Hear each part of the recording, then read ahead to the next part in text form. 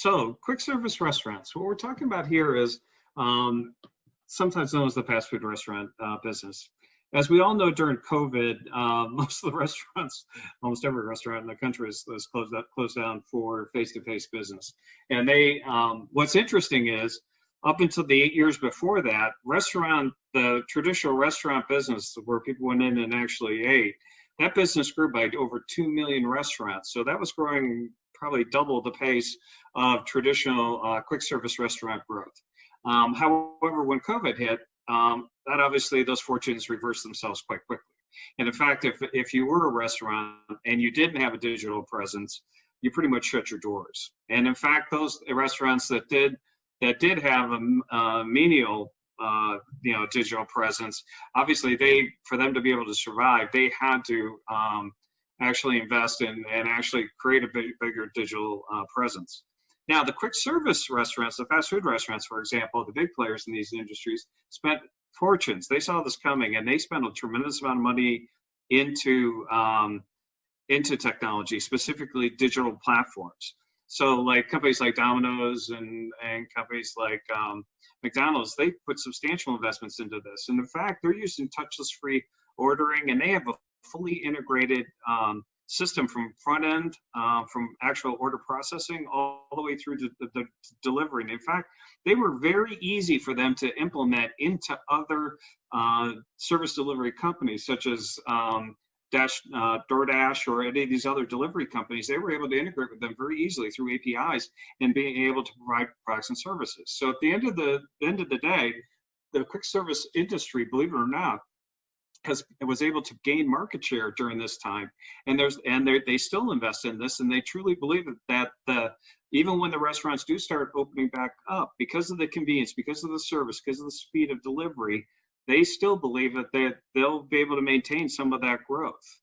Now, Love, I know you've worked in this, you've worked with some companies in this space before. Can you kind of explain to what you're seeing in this?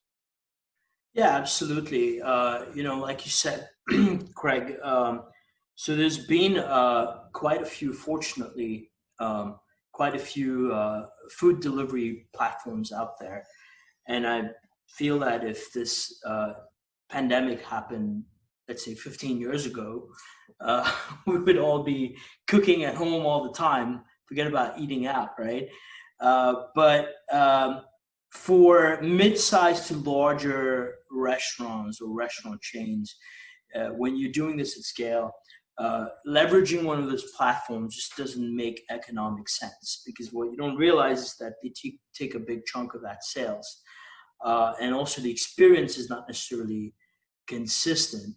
So we've been helping some of the mid-sized to larger restaurants with their, for example, order ahead platforms, delivery platforms that they own, where there's an upfront investment, yes, but it's relatively cost effective when you start doing the math of what it would cost at scale. And there's been some really great success stories there. Those who've been able to get ahead and get their order ahead and delivery platform and manage that experience have done really, really well in spite of the shutdown. So with that, I'm going to turn it back to Tim for the how segment. Thanks, Love. So here's my last architecture. So you're probably seeing a pattern developing here, but again, we got open source architecture. We leverage Kubernetes a lot. But let me first start with the business challenges here, because they are unique to the quick service restaurant industry here. So they have a little bit more, very similar to retail. Scalability is really important. People all eat, or at least typically eat around the same times, lunchtime, dinner time. So you get a high influx of that traffic coming in all at once. So you need to be able to meet that customer demand and making sure your systems aren't down. I mean, if you're not taking orders, you're in trouble. So you need to be able to make sure you do that.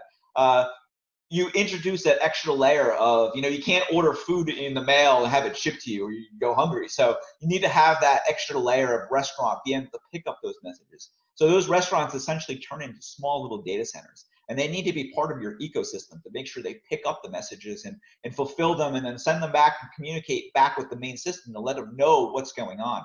And then you need some sort of supply chain management to make sure that, you know, food is being reordered and all the different aspects of your whole supply chain are being met. So with that in mind, let's dive a little deeper into this architecture. Now, on this side, the QSR side is really more mobile friendly. I mean, most of your orders are coming directly from mobile, and you start to see a lot less of that UI experience. So the API gateway becomes much more important. That's basically the central funnel where everything flows through. And then, like in the finance, we leverage microservices a lot. We need a decoupled environment. We may have a mix of synchronous and asynchronous communication between them, but you know, the important thing is make sure everything is running separately, and we really decouple all the interactions between them. And we leverage a lot of, you know, NoSQL and SQL relational databases for different types of data. So we have a cache in front of it, making sure that everything is flowing nicely through the system and at a really quick speed. And just like in finance, we can leverage that theory of Kafka and subscription and publishing. We can have different stores or you know, business insights, you know, link into those messages, and we can create a bi-directional communication between the stores and the mainframe systems, or the cloud, if you will, to make sure that the full end-to-end is covered in this entire process.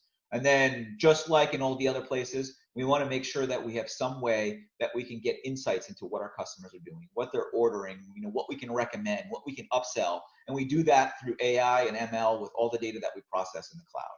You know, so again, this architecture is scalable, it's resilient, it's secure, and it's definitely affordable.